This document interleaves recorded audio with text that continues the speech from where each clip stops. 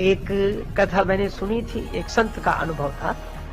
उनके पास एक शिष्य आया, बोले महाराज मैं आपसे द्वारा दीक्षा लूंगा और आपका शिष्य बनूंगा, बाकी सब बात मानूंगा, पर मैं शराब पीता हूं, वह नहीं छोड़ सकता।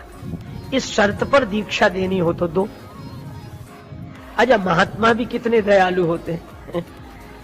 संत कहते कि अच्छा ये कोई बात हुई, पहले शराब छोड़कर तब दूंगा दीक्षा। पर महात्मा बोले अच्छा आप दे दें, कोई बात नहीं, मत छोड़ना। उसको लगा कि ये गुरुजी बढ़िया मिले, कुछ छुड़ाते ही नहीं है, तो दीक्षा। महात्मा बोले बस हमारी एक बात मान लेना। बोले सब मानेंगे, एक क्या? शराब नहीं। बोले तो एक काम करना। क्या? बोले जब शराब पिया करो तो हमें याद कर लिया करो, बस और कुछ नहीं। पियो, खूब डट के पियो। उसको लगा कि ये तो साधारण सी बात है, लेकिन वो साधारण नहीं थी बात। गुरुजी का संकल्प था, संत तो सुधारने का उपाय बता। अब वो शाम को उसकी आदत थी, तो जैसे ही शराब पीने बैठा, याद आ गई गुरुजी ने कहा था हमें याद कर देना। अब जो गुरुजी का ध्यान किया तो उसे प्याले में इधर उधर वो गुरुजी का दिव्य स्वरूप दिखाई दे, उनकी बड़ी बड़ी आंखें दिखाई दे, मधुर मुस्कान दिखाई दे, और उसे ऐसे लगे जैसे गुरुजी वहीं खड़े कह रहे हो, क्यों शुरू कर दिया, पियो पियो, कोई बात नहीं, पियो।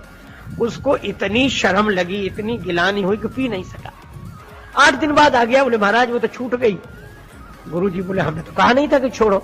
बोले कहा तो नहीं था, पर आपकी याद करने से ही छूट गई। मैं भी आपसे यही कह रहा हूं कि यद्यपि यह कहा गया कि आप अपने स्वभाव के द्वारा, मन इंद्रियों के द्वारा, वाणी और काया के द्वारा जो करें वह भगवान को अर्पण कर दें, लेकिन इसमें समर्पण के भाव से अगर करेंगे कि भगवान आपकी प्रेरणा से हो रहा है और आपके प्रति मैं यह समर्पण कर रहा हूं, जैसे ही आप भगवान का चिंतन करेंगे, कोई भी कार्य हो और तुरंत सोच लें कि भगवान की प्रेरणा से हो रहा है, भगवान का स्मरण होते ही कर्म अपने से पवित्र हो जाएगा। पवित्र कर्म करने की जरूरत नहीं, अपने से कर्म पवित्र होने लगेंगे। अच्छा, इसको एक उदाहरण से और स्पष्ट किया जा सकता है। यही भक्ति भागवत धर्म की विशेषता है जो इन योगीश्वरों ने कृपा करके निमि महाराज के बहाने हम सब लोगों को समझाई, उपदेश दिया। देखो, जैसे किसी आदमी से बेहोशी का अभिनय कराना है ना, और उससे कहें कि देखो तुम ऐसे झूम कर चलना जैसे शराबी चलते, और ऐसे बोलना जैसे शराबी बोलते, और बार बार ऐसे गिरना, और ऐसे, तो कई बातें सिखानी पड़ेंगी कि आंख कैसी करना, बोलना कैसे, झूमना कैसे, गिरना कैसे, और कई बातें सिखानी पड़ेंगी। और हम कहते हैं कि इतनी बातें सिखाने की जरूरत ही नहीं, थोड़ी पिला दो। अगर उससे ये बातें सिखाने की जगह थोड़ी सी शराब पिला ही दी जाए तो फिर उसे और कुछ नहीं सिखाना पड़ेगा। शराब भीतर जाते ही कोई होश का काम कर ही नहीं सकेगा, वो वैसे ही झूमने लगेगा, वैसे ही बोलने लगेगा, वैसे ही गिरने लगेगा। क्यों? शराब भीतर गई। तो शराब पीने वाले को अगर पिला दी जाए तो उसे बेहोशी सिखानी नहीं पड़ती। यही यहाँ कहा गया। जैसे रामचरितमानस में जाहि स्नेह सुरा सब छाके, भगवान की भक्ति भी मदिरा है। इसीलिए शराब भीतर जाते ही आदमी होश का काम नहीं कर सकता। ठीक इसी तरह भक्त को उपदेश देने की जरूरत नहीं कि तुम अच्छा काम करना, गलत नहीं करना, ऐसे चलना, वैसे चलना, उसे धर्म सिखाने की जरूरत ही नहीं। थोड़ी भगवान की भक्ति की मदिरा पिला दो। शराब भीतर जाती है तो आदमी होश का काम नहीं कर सकता, और भगवान की भक्ति की मदिरा भीतर जाएगी तो आदमी बेहोशी का काम नहीं कर सकता, गलत काम नहीं कर सकता। इसलिए एकमात्र भक्ति ही सर्वोत्तम है, और इसीलिए भक्तों के लिए कोई नियम नहीं। कोई नियम का अर्थ यह नहीं कि भक्त स्वच्छंद हो गया, कोई नियम का अर्थ यह नहीं है कि भगवान का भक्त वही है जो कुछ भी करे तो भी भक्त है, कुछ भी करे तो भी भक्त है। देखो, गीता में एक और अद्भुत बात कही गई, अपचेत सुदुराचारो भजते माम अनन्य भाव साधुरेव सब अंतव्या।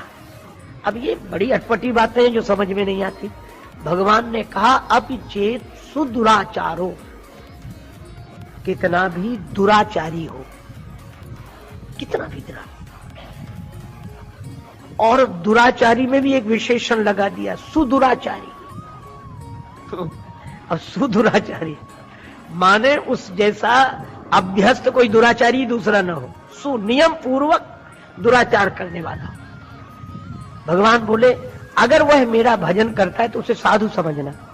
लो, अब इसको कहीं भगवत विरोधी या उस तरह के लोग सुने तो उनको तो यह शस्त्र मिल जाएगी, वाह यही गीता में कहा गया। लेकिन भगवान की वाणी बहुत महत्वपूर्ण है।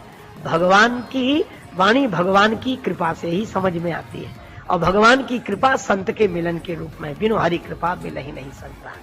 यहां भगवान यह कह रहे हैं कि कितने ही दुराचारी हो, अगर मेरा भजन करे तो उसे साधु मानना। कहा क्यों? बोले मानना ही पड़ेगा, हो ही जाएगा साधु। कैसे? बोले ये दुराचार कब छूट जाएगा? बोले उसे सिखाना नहीं पड़ेगा कि दुराचार छोड़ो, वह तो हमारी भक्ति की मदिरा पिएगा, भक्ति के नशे में जाएगा तो अपने आप अच्छा काम करने लगेगा, वह साधु हो ही जाएगा। इसीलिए श्री बिंदु जी महाराज ने लिखा है कि हमारी तो मस्ती का कारण ही यही है। क्या मिला है मुझको किस्मत से ख्याले रिंद मस्ताना, पिया करता हूं हरदम श्याम की उल्फत का पैमाना। श्री कृष्ण के प्रेम का नशा करता हूं मैं। मिला है मुझको किस्मत से ख्याले रिंद मस्ताना, पिया करता हूं हरदम श्याम की उल्फत का पैमाना। और मजा है बेखुदी का ये कि मैं दुनिया में हूं लेकिन न जाना मैंने दुनिया को न दुनिया ने मुझे जाना, न जाना मैंने दुनिया को न दुनिया ने मुझे जाना।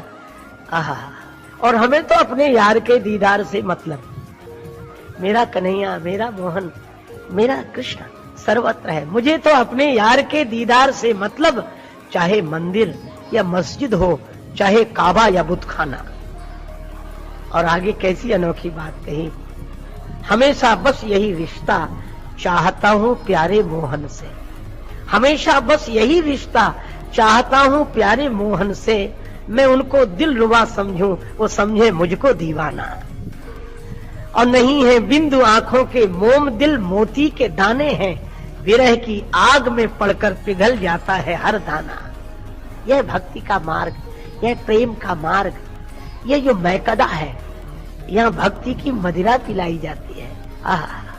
हस्ती है मैकदे में, मस्ती है मैकदे में, और दीवानों की तो पूरी बस्ती है मैकदे में।